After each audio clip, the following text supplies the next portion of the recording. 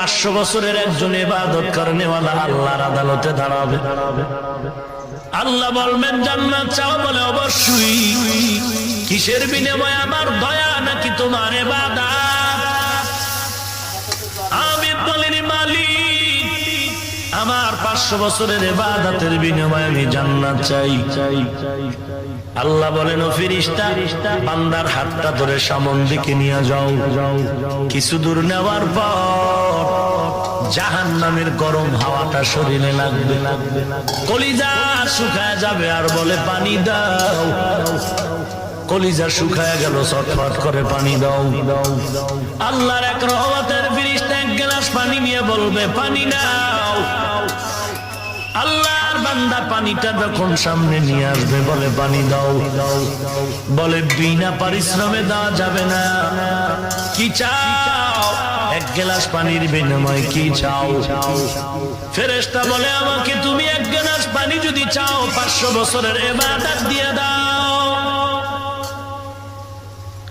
500 বছরের ইবাদত, এক গ্লাস পানির দাম।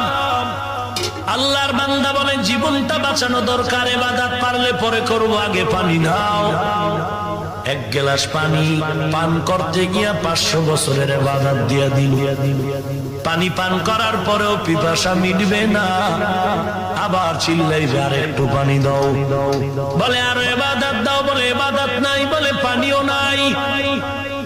বান্দা এবার নত হয়ে সিজদায় পড়ে কাঁদবেন, হে মালিক, এক গ্লাস পানির দাম যদি 500 বছরের ইবাদত হয়, দুনিয়ার জীবনে সকাল থেকে সন্ধ্যা পর্যন্ত, সন্ধ্যা থেকে সকাল পর্যন্ত কত গ্লাস পানি আমি পান করেছি।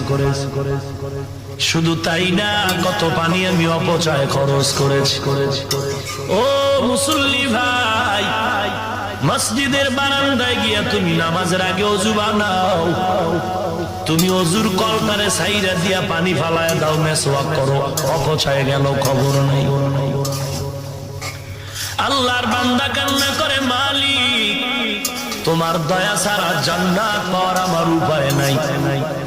আল্লাহ বলবেন, তুই যখন আমার দয়ার ভিক্ষা চেয়েছো, আমার মতো দয়াময় আর কেউ নাই।